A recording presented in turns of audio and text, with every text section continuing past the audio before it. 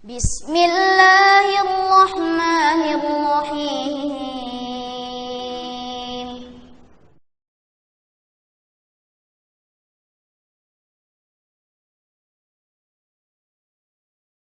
Assalamualaikum warahmatullahi wabarakatuh.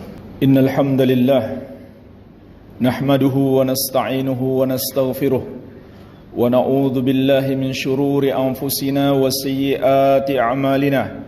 May yahdihillahu fala mudilla lahu wa may yudlil fala hadiya lahu. Ashhadu an la ilaha illallah wahdahu la syarika lahu wa ashhadu anna Muhammadan abduhu wa rasuluh sallallahu alaihi wa ala alihi wa sahabatihi ajma'in wa man tabi'ahum bi ihsanin ila yaumiddin. Ya ayyuhalladzina amanu taqullaha haqqa tuqatih wa la tamutunna illa wa antum muslimun. Ya ayyuhan nasu taqu rabbakumul ladzi khalaqakum min nafsin wahidah wa khalaqa minha zawjaha wa batha minhuma rijalan katsiran wa nisaa'a wattaqullaha alladzi tasaaluna bihi wal arham innallaha kana 'alaikum raqiba. Ya ayyuhalladzina amanu taqullaha wa qulu qawlan sadida yuslih lakum a'malakum wa yaghfir lakum dhunubakum wa may yuti'illaha wa rasulahu faqad faza fawzan 'azima. Amma ba'd. Kaum muslimin, jamaah salat Jumat yang saya cintai dan saya muliakan, rahimani wa rahimakumullah. Semoga Allah Azza wa Jalla senantiasa mencurahkan rahmatnya kepada kita sekalian. Kematian adalah sesuatu yang kita yakini pasti akan datang menemui kita, cepat atau lambat. Bahkan Allah telah menamakan kematian dengan keyakinan, sebagaimana firman-Nya, wa'bud rabbaka hatta ya'tiyakal yaqin. Beribadahlah kepada Rabbmu, beribadahlah kepada Rabbmu sampai datang kepadamu keyakinan. Maksud keyakinan dalam ayat yang mulia ini adalah kematian. Karena kematian diyakini pasti akan datang. Tidak ada satu makhluk pun yang bisa berlari darinya. Qul innal mautal ladzi tafirruna minhu fa innahu mulaqikum. Katakanlah, kematian yang kalian selalu lari daripadanya, kalian selalu berusaha menyelamatkan diri daripadanya, pasti dia akan mendatangi kamu satu hari. Walaupun kita berlindung di dalam sebuah benteng yang sangat kokoh, ke tempat manapun kita pergi, kematian pasti akan menjemput kita apabila sudah datang ajal kita. Aina ma takunu yudrikumul maut walau kuntum fi burujim musyayyadah. Dimanapun kamu berada, kematian akan mendatangimu walaupun kamu berada di dalam sebuah benteng yang sangat kokoh. Tidak ada tempat lari, tidak ada tempat sembunyi, tidak ada tempat berlindung dari kematian. Allah Azza wa Jalla juga menegaskan, kullu nafsin dha'iqatul maut wa innama tuwaffawna ujurakum yawmal qiyamah faman zuhziha 'anil nari wa udkhilal jannata faqad faza wa mal hayatud dunya illa mata'ul gurur. Setiap jiwa pasti akan merasakan mati, dan hanyalah pada hari kiamat akan dibalas secara sempurna semua amalan kalian. Maka siapa yang dibebaskan dari api neraka dan dimasukkan ke dalam surga, sungguh dialah orang yang beruntung. Dan tidaklah kehidupan dunia itu kecuali kesenangan yang menipu. Oleh karena itu jamaah sekalian, kita diperintahkan oleh Allah dan Rasul-Nya untuk selalu ingat mati. Bukan hanya ingat mati, tapi disuruh selalu ingat mati dan memperbanyak ingat mati. Dan ingat bahwa kematian akan memutuskan segala kemewahan, segala kenikmatan dan kelezatan dunia ini. Sebagaimana sabda Nabi sallallahu alaihi wasallam, "Aktsiru min dzikri hazimil ladzat." Perbanyaklah mengingat pemutus segala kelezatan dunia ini, yaitu kematian. Dan Nabi sallallahu alaihi wasallam ketika beliau ditanya, "Ya Rasulullah, ayyul mu'minina akyas?" Wahai Rasulullah, orang mukmin manakah yang paling cerdas? Orang muslim manakah yang paling pintar? Dan manusia yang paling pandai? Maka perhatikanlah apa jawaban Nabi sallallahu alaihi wasallam. Aktsaruhum lil mauti dzikra wa ahsanuhum lima ba'dahu istidadan ulaikal aqyas. Orang mukmin yang paling cerdas itu adalah yang paling banyak mengingat mati dan paling baik persiapannya untuk kehidupan setelah mati. Mereka itulah orang-orang yang cerdas. Orang-orang yang memikirkan masa depan yang sesungguhnya. Bukan masa depan 20-30 tahun yang akan datang saja, tetapi masa depan yang hakiki, yaitu kehidupan setelah mati. Kehidupan yang kekal abadi. Kehidupan untuk kita merasakan apa yang telah kita lakukan di muka bumi ini. Kehidupan untuk menikmati bekal-bekal yang telah kita lakukan, yang telah kita bawa, yang telah kita kumpulkan selama hidup di muka bumi ini. Itulah orang yang cerdas yang sebenarnya, memikirkan hidup masa depannya. Bukan hanya kehidupan dunia ini yang sebentar saja, tetapi bagaimana kehidupan di akhirat.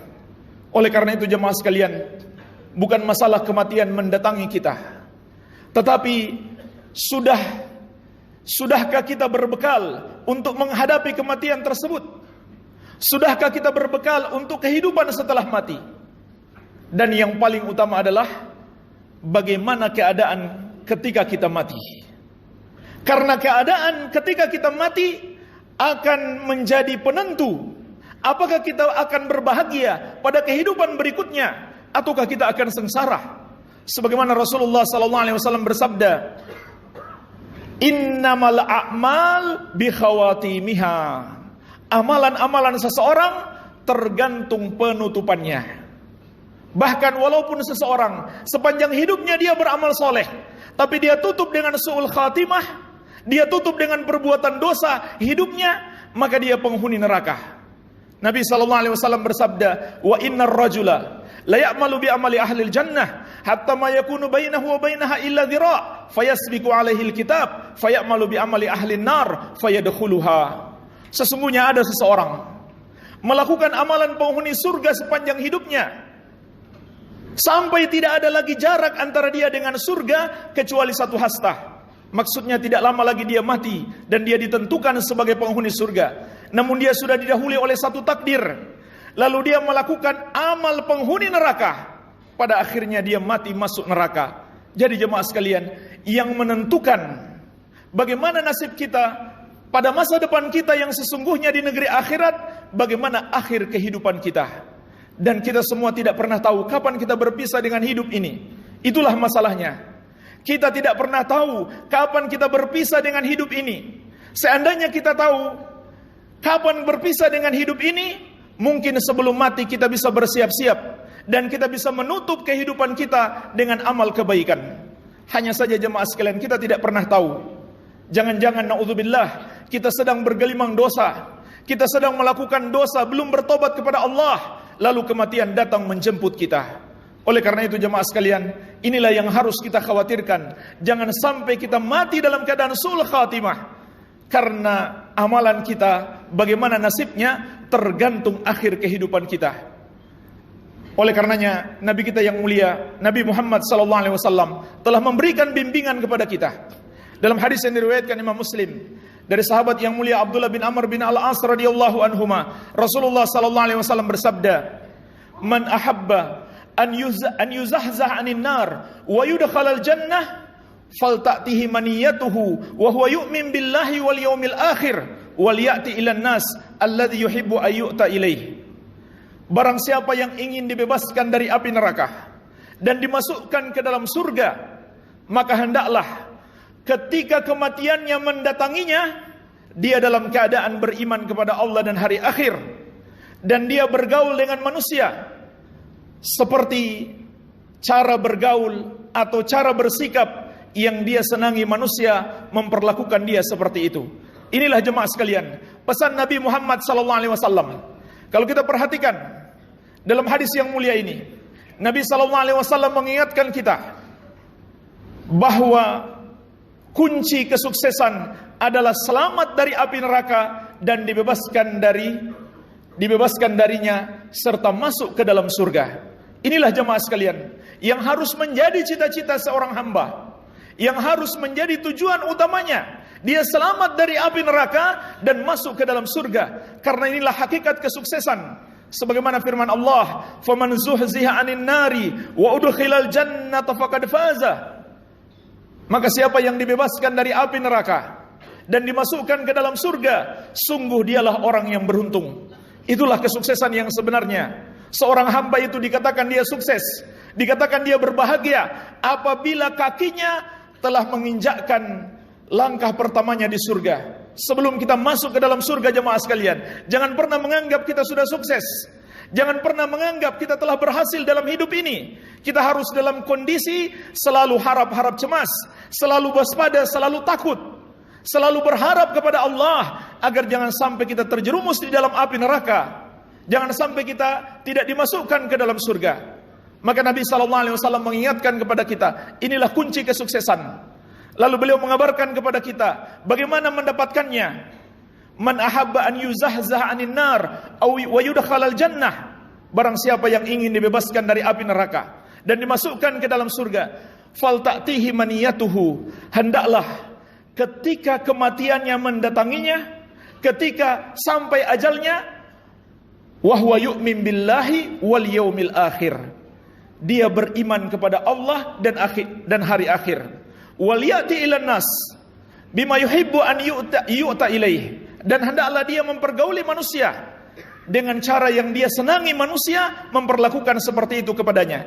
Kalau kita perhatikan dalam hadis yang mulia ini, Rasulullah SAW mengabarkan kepada kita 3 kunci utama yang seharusnya kita miliki saat kematian datang menjemput kita. Yang pertama adalah beriman kepada Allah.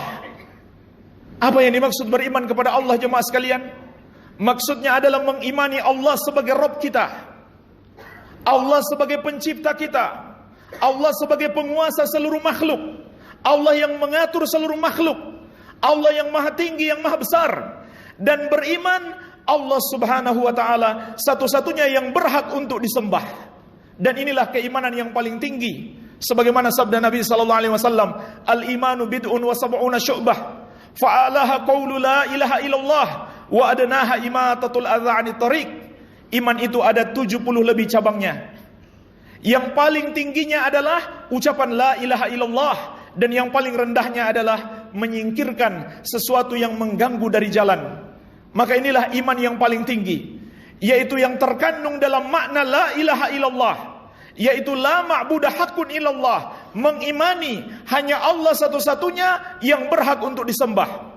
Karena dia yang mencipta, hanya dia yang menciptakan kita, hanya dia yang memberikan rezeki dan mencurahkan segala kenikmatan kepada kita. Hanya dia yang maha kuasa, hanya dia yang maha mampu mengatur seluruh makhluknya, hanya dia yang maha tinggi lagi maha besar. Maka hanya dia saja satu-satunya yang pantas untuk disembah. Sebagaimana Allah subhanahu wa ta'ala telah menegaskan kepada kita di dalam banyak ayat, "Faman yu'min billahi famayakfur bitaguti wa yu'min billahi faqad istamsaka bil urwatil wuthqa."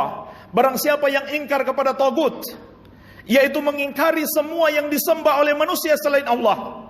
Apapun yang disembah selain Allah, itulah namanya tagut, harus kita ingkari. Dan beriman kepada Allah, faqad istamsaka bil urwatil wuthqa, maka sungguh dia telah berpegang dengan tali yang sangat kuat. Apa yang dimaksud tali yang sangat kuat di sini, jemaah sekalian?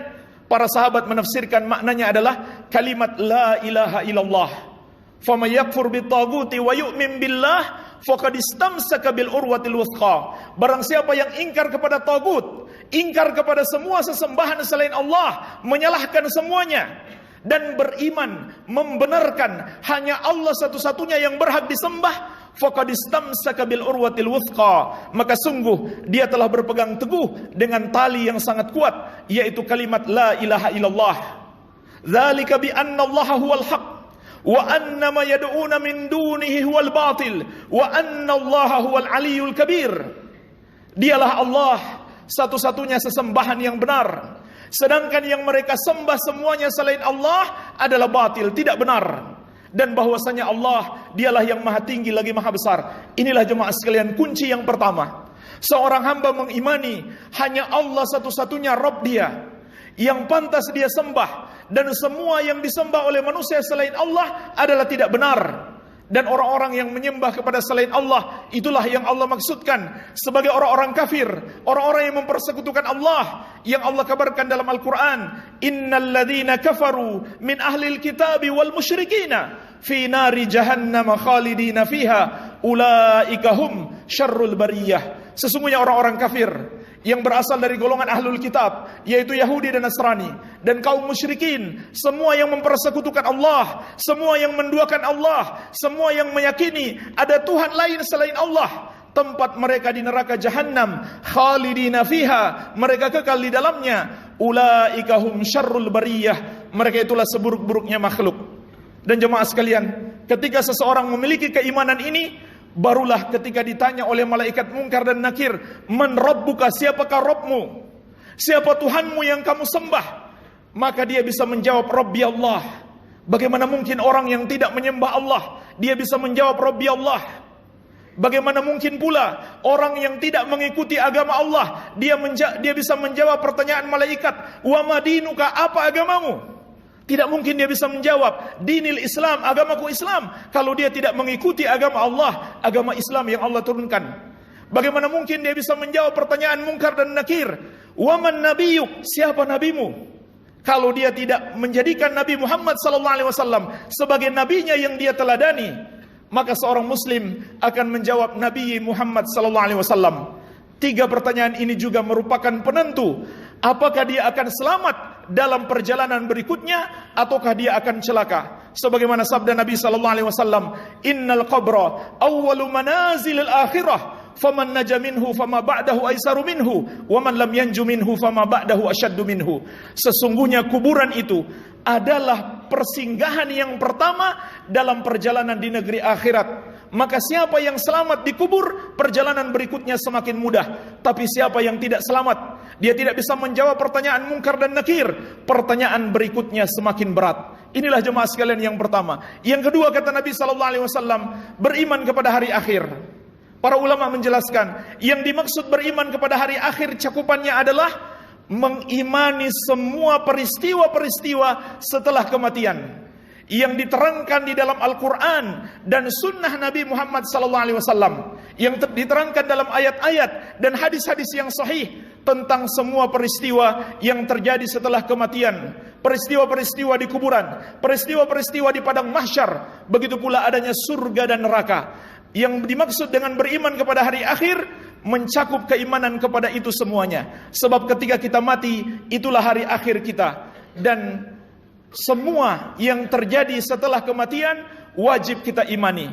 Disinilah jemaah sekalian pentingnya kita membaca dan mempelajari Al-Quran dan Sunnah Nabi SAW agar semakin kuat keimanan kita kepada hari akhir. Sebab Nabi SAW mengatakan, hendaklah ketika kita mati kita beriman kepada hari akhir.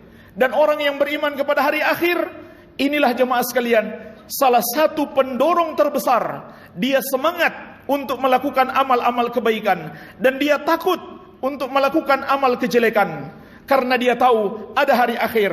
Di hari akhir itu ada hari kebangkitan, ada pembalasan.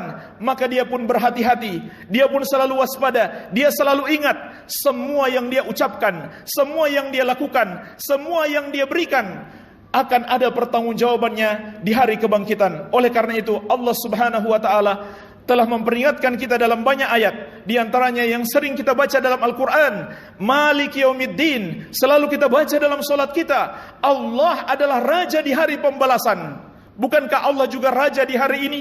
Tapi kenapa dalam solat kita hanya ditekankan untuk membaca Maliki Yaumiddin, Allah adalah Raja di hari pembalasan, untuk mengingatkan kita, hari ini mungkin kita masih diberi kesempatan oleh Allah. Kita diberi kesempatan untuk bebas, kita diberi kesempatan untuk bertobat. Tapi di hari pembalasan kelak tidak ada lagi kesempatan, hanya ada pembalasan. Dan Allah Maha mampu untuk membalas semua perbuatan kita, karena Dia adalah Malik Yaumiddin, Raja di hari pembalasan. Wabillahi taufik.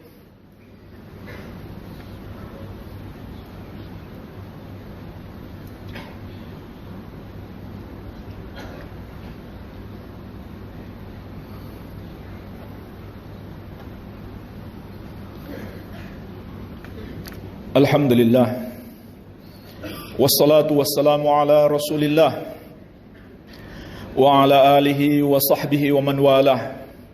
Wala hawla wala quwwata illa billahi, amma ba'd. Yang ketiga, jemaah sekalian, Rasulullah SAW berpesan kepada kita, hendaklah ketika kematian datang, seseorang itu falyati ilan nas alladhi yuhibbu ayyu'ta ilaih. Hendaklah dia mempergauli manusia, hendaklah dia bersikap kepada orang lain, hendaklah dia memperlakukan orang lain seperti yang dia ingin mereka memperlakukannya dengan cara seperti itu. Apabila kita ingin orang lain berlaku baik kepada kita, maka seperti itulah kita harus berlaku baik kepada orang lain. Maka Rasulullah SAW memberikan bimbingan kepada kita. Inilah kunci yang ketiga. Saat kita mati, saat kita berpisah dengan kehidupan dunia ini, hendaklah tidak ada orang-orang yang tersakiti karena lisan kita. Tidak ada orang-orang yang terzolimi karena tindakan kita. Karena jemaah sekalian, itu bekal yang sangat buruk untuk menghadap Allah Subhanahu wa ta'ala. Ketika kita datang menghadap Allah dalam keadaan berbuat zalim kepada manusia. Sebagaimana Nabi SAW telah mengabarkan kepada kita tentang orang yang bangkrut, orang yang rajin ibadah di dunia. Dia rajin sholat, dia rajin puasa, dia rajin zakat, tapi di hari kiamat dia bangkrut. Kenapa bangkrut, jemaah sekalian? Karena ternyata selama di dunia dia juga suka mencaci orang, dia suka mencela orang, dia suka menghina dan melecehkan orang, dia suka mengambil harta orang, dia suka menzalimi orang, bahkan dia mungkin suka membunuh dan seterusnya. Maka orang-orang yang pernah dia zalimi ini, kelak Allah datangkan di hari kiamat, mereka akan mengambil solatnya, mereka akan mengambil puasanya, mereka akan mengambil zakatnya. Kalau ternyata jemaah sekalian, amalannya sedikit, tidak sanggup untuk membayar kezalimannya semasa hidup di dunia, maka kata Nabi SAW, dosa-dosa mereka ditimpakan kepadanya, lalu dia dilempar ke neraka. Itulah orang yang bangkrut. Di dunia rajin ibadah, tapi juga suka menzalimi orang, maka kelak di hari kiamat dia menjadi bangkrut. Oleh karena itu Nabi SAW berpesan kepada kita, jangan sampai kita mati dan orang-orang tidak suka kepada kita. Jangan sampai kita mati dan masih ada sangkut paut hutang. Selesaikan segera hutang kita, jemaah sekalian. Ini adalah kezaliman kalau kita tidak mau membayarnya. Jangankan tidak mau membayar, Nabi SAW bersabda, matlul ghani zulmun. Orang yang mampu bayar tapi dia suka menunda-nunda, itu adalah kezaliman. Hati-hati dengan lisan kita, hati-hati dengan ucapan kita. Jangan sampai kita menghina dan melecehkan orang dan seterusnya, jemaah sekalian. Ini sesuatu yang berbahaya. Oleh karena itu Rasulullah SAW mengingatkan kita, hendaklah kita selalu berakhlak baik, tidak menyakiti orang, selalu menjaga lisan kita dan berbuat baik kepada orang. Dan beliau juga mengabarkan kepada kita, berbuat baik kepada orang adalah sebaik-baiknya bekal kita menghadap Allah Subhanahu wa ta'ala. Man naffasa an mu'minin kurbatan min kurabid dunya, naffasallahu anhu kurbatan min kurabi yaumil qiyamah. Barang siapa yang melepaskan satu kesusahan seorang mukmin dalam kesusahan dunia ini, maka Allah akan melepaskan dia dari kesusahan di hari kiamat. Wa man satara musliman satarahullahu fid dunya wal akhirah. Dan barang siapa menyembunyikan, menutup aib seorang muslim, maka Allah akan menutup aibnya di dunia dan di akhirat. Hadis ini juga mengingatkan, hadis ini juga bermakna, barang siapa yang suka menyebarkan aib orang, maka Allah murka kepadanya dan Allah akan sebarkan aibnya di dunia maupun di akhirat. Wallahu fi aunil abdi madamal abdu fi auni akhih. Nabi SAW juga mengatakan, seorang akan selalu ditolong oleh Allah selama orang itu selalu menolong saudaranya. Inilah akhlak mulia, tidak menyakiti orang dan selalu berusaha menolong, dan juga bersabar ketika diperlakukan buruk. Para ulama menjelaskan 4 pondasi akhlak mulia. Yang pertama, tidak menyakiti orang. Yang kedua, berbuat baik kepada orang. Yang ketiga, bersabar ketika ada orang yang menzalimi kita, bersabar. Bahkan bukan hanya bersabar, Allah menyuruh kita membalas dengan kebaikan. Idfa billati hiya ahsan. Fa idzal ladzi bainaka wa bainahu adawatun ka'annahu waliyyun hamim. Balaslah orang yang melakukan kejelekan kepadamu dengan balasan yang lebih baik, maka tiba-tiba orang yang memusuhimu akan menjadi kawan yang paling setia. Dan yang keempat, selalu berusaha berwajah ramah, tersenyum, bersikap hangat ketika berjumpa dengan saudara kita. Nabi SAW bersabda, la tahqiranna minal ma'rufi syai'an walau an talqa akhaka biwajhin talqin. Janganlah kamu menganggap remeh satu kebaikan sedikit pun, walaupun hanya dengan berwajah ramah ketika berjumpa dengan saudaramu. Terlebih lagi kalau kita senyum itu adalah sedekah, dan kita ucapkan salam, maka sempurnalah kebaikan apabila kita berjumpa dengan saudara kita. Inilah jemaah sekalian 3 kunci utama. Kata Nabi SAW, barang siapa memilikinya ketika kematian datang menjemputnya, maka dia akan dibebaskan dari api neraka dan dimasukkan ke dalam surga. Semoga Allah Subhanahu wa taala menganugerahkan kepada kita husnul khatimah. Semoga Allah Subhanahu wa taala menganugerahkan kepada kita keistiqomahan dalam beribadah kepadanya, dalam menjalankan perintah-perintahnya dan menjauhi larangannya sampai kita berpisah dengan kehidupan dunia ini. Allahumma salli ala Muhammad wa ala ali Muhammad kama sallaita ala Ibrahim wa ala ali Ibrahim innaka Hamidum Majid. Allahumma ighfir lil muslimina wal muslimat wal mu'minina wal mu'minat al ahya'i minhum wal amwat innaka sami'un qaribun mujibud da'awat. Rabbana atina fid dunya hasanah wa fil akhirati hasanah wa qina adzabannar. Wa sallallahu ala nabiyyina Muhammadin wa alihi wasallam wa akhiru da'wana anil hamdulillahi rabbil alamin.